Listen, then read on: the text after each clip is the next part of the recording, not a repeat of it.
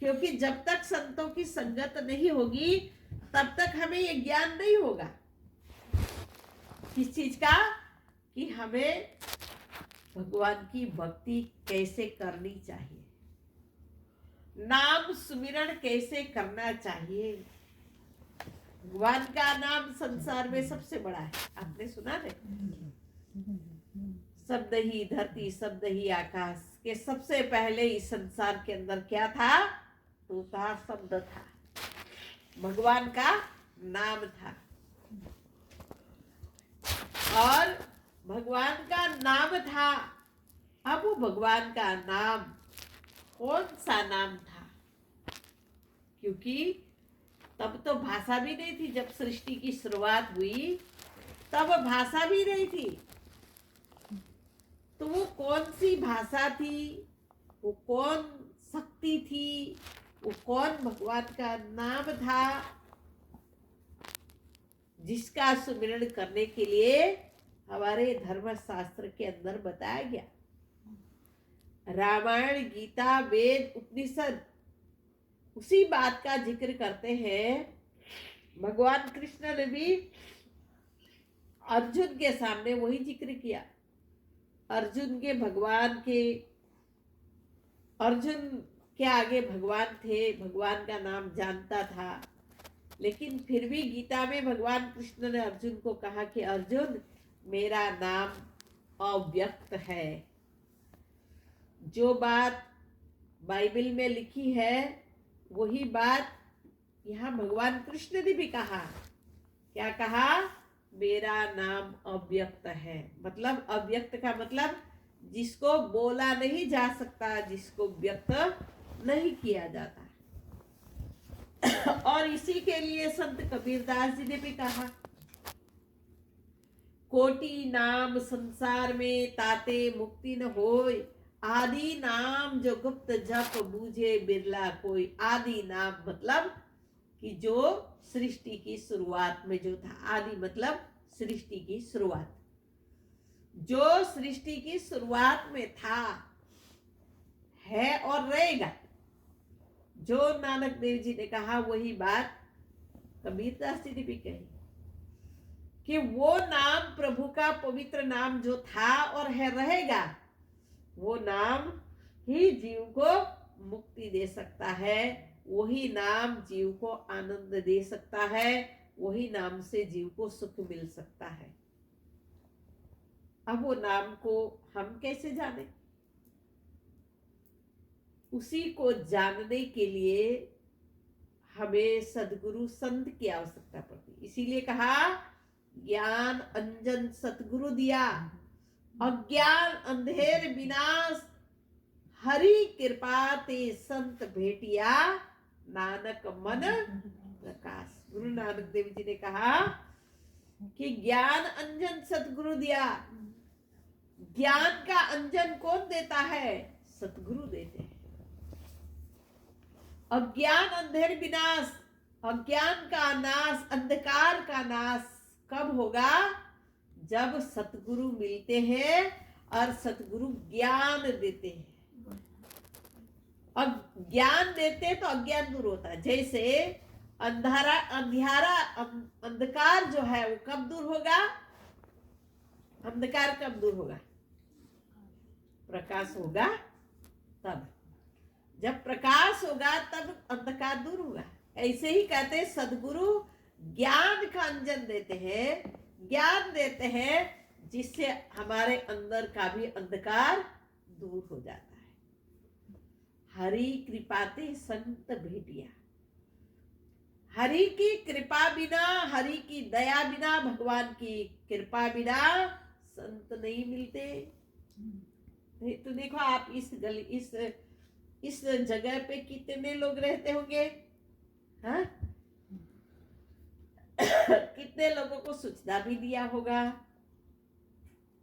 पर जिसके भाग्य में सत्संग है, जिस पर कृपा है, वही जीव यहाँ तक पहुंच करके सत्संग का लाभ उठा रहा है। इसीलिए कहा, हरि कृपा बिना ये सुनना ये भी संभव नहीं है। भगवान की कृपा होती है तभी जीव को ये संभव भी होता है। तो इसीलिए जीवन के अंदर हमें प्रभु के नाम से प्रेम करना चाहिए। क्यों? क्योंकि भगवान ने यह मानव चोला जो दिया है, ये किस लिए दिया? भगवान से प्रेम करने के लिए दिया। मनुष्य जीवन भगवान ने दिया भोग भोगने के लिए नहीं दिया। संत ज्ञानी लोग ने क्या कहा? जिंदगी दी है खुदा ने करने को बंदगी। भगवान ने जीवन दिया है भक्ति करने के लिए, बंदगी करने के लिए दिया, भक्ति करने के लिए दिया। पर आज मनुष्य ने क्या कर दिया? भक्ति को साइड में रख दिया। भक्ति को साइड में रख दिया। क्या करना शुरू कर दिया? पहले माया का काम शुरू कर दिया। किसी को बोलो भी भक्ति, आजकल के यंग जनरेशन को किसी को भक्ति को बोलो तो क्या बोलेंगे? अभी हमारा टाइम नहीं है। ये बोलते ना, अभी हमारा टाइम नहीं है। जबकि धर्मशास्त्र ने कहा भक्ति पहले करनी है, क्योंकि जीवन का तो भरोसा नहीं है। ये प्राण, ये आत्मा इस शरीर के अंदर है। ये आत्मा शरीर का कब त्याग कर दे उसका कोई भरोसा तो है नहीं।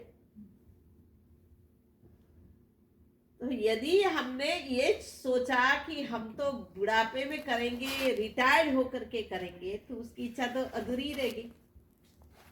रिटायर्ड तो हुआ ही नहीं, ऐसे ही चला गया, तो खाली गया ना। इसीलिए संतों ने कहा कि भक्ति को पहले करना चाहिए। और ये भी नहीं है कि भक्ति जो करेगा वो भोग नहीं करेगा, भोगेगा नहीं।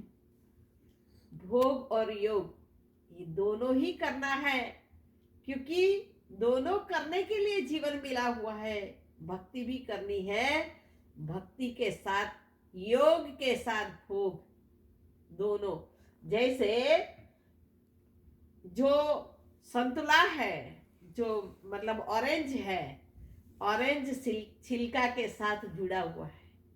अगर छिलका नहीं होगा तो जो रस है, जूस है, उसकी रक्षा नहीं होगी। जूस की रक्षा के लिए छिलका चाहिए।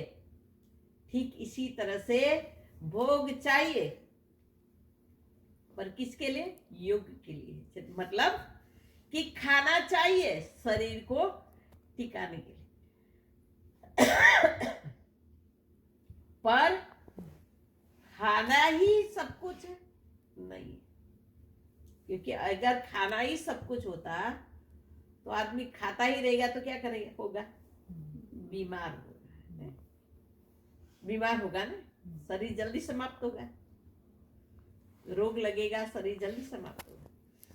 इसीलिए बैलेंस में चाहिए, लेकिन अति नहीं। जूस की रक्षा के लिए छिलका चाहिए, क्योंकि छिलका नहीं होगा तो जूस की रक्षा नहीं होगी। जूस सुरक्षित नहीं रहेगा, वो बिगड़ जाएगा, खराब हो जाएगा। तो रक्षा करने के लिए चाहिए। ऐसे ही ये भोग चाहिए, आराम करने के लिए घर भी चाहिए, सोने के लिए हमें बेड भी चाहिए, खाने के लिए अन्न भी चाहिए, पहनने के लिए कपड़े भी चाहिए ना, सब कुछ चाहिए। ऐसा नहीं है कि कुछ नहीं चाहिए। भक्ति करेगा तो उसको कुछ नहीं, ऐसा नहीं चाहिए, ऐसा नहीं है। चाहिए, सब कुछ चाहिए, लेकिन जिसके लिए चाहिए उसको भी पहचानना पड़ेगा। किसके लिए चाहिए? ये शरीर के अंदर आत्मा है, उसके कारण चाहिए। अगर ये शरीर के अंदर आत्मा नहीं है, डेड बॉडी को अच्छे से महल में आप बिठा दो, रख दो, वो कहेगा कि मुझे महल का सुख मिल रहा? नहीं कहेगा। उसको अच्छे अच्छे कपड़े पहना दो, गहने लगा दो, वो कहेगा कि मुझे बहुत अच्छा लगेगा। लोग उसकी तरफ आकर्षित होंगे, लोग उसको देखना चाहेंगे? नहीं देखना चाहेंगे, क्योंकि मुर्दा है। बल्कि उसको देख करके तो लोग डरेंगे, डेड बॉडी से देख करके डरेंगे। भले ही अपना ही स्वजन हो, अपना ही परिवार का व्यक्ति क्यों न हो, डेड बॉडी से प्राण, ये शरीर से प्राण निकल जाए, डेड बॉडी को घर में कोई रखेगा? कोई नहीं रखेगा घर में, 1 घंटे के लिए भी नहीं रखेगा। बहुत मेहनत किया हुआ है, रखो अभी, रखेगा कोई ना, तुरंत निकालेंगे। तो संतों ने कहा जब तक ये शरीर में प्राण है तब तक ही ये सब कुछ है, इसलिए जिसके कारण ये शरीर है उसको पहचानना जरूरी है। वो क्या है? वो है हमारी आत्मा, वो है सोल, वो है आत्मा जिसने इस शरीर को पवित्र रखा हुआ है। जिस दिन इस शरीर का त्याग कर देगा, फिर ये डेड बॉडी को कोई माँ नहीं कहेगा, कोई बहन नहीं कहेगा, कोई पत्नी नहीं कहेगा, सब कुछ समाप्त हो जाता है, रिश्ता नाता सब समाप्त हो जाता है। तो कहने का तात्पर्य यही है, भगवान ने हमें एक अमूल्य मनुष्य जीवन जो दिया हुआ है, वो सिर्फ भोग के लिए नहीं दिया है, योग के लिए दिया है। इसीलिए भोग के साथ योग भी करना चाहिए, और योग जब करेगा तभी जीवन के अंदर उसको आराम मिलेगा, तभी जीवन में उसको शांति मिलेगी, तभी जीवन सुखमय बीतेगा, तभी जीवन आनंदमय बीतेगा। तो इसीलिए मैं आप सभी लोगों से यही निवेदन करूंगी, भगवान ने इतना अच्छा हमें मौका दिया हुआ है, तो प्रभु भक्ति ही जीवन का सार है। तो प्रभु भक्ति करके अपने जीवन के अंदर सुख शांति को प्राप्त करनी चाहिए। यही जीवन का सार है, यही जीवन का उद्देश्य है। तो आपने जो भी सुना उस पर मनन विचार करें, सार को हृदय में ग्रहण करें और सार को आप मेरे पास छोड़ दें। और इतना करके मैं अपनी वाणी को विश्राम दूंगी। बोलिए श्री सद्गुरुदेव महाराज की जय। आदि शक्ति जगत जननी श्री माता जी की जय। सच्चे दरबार की जय। आरती करें। बोलिए श्री सद्गुरुदेव महाराज की जय। जगत जननी श्री माता जी की जय। सच्चे दरबार की जय।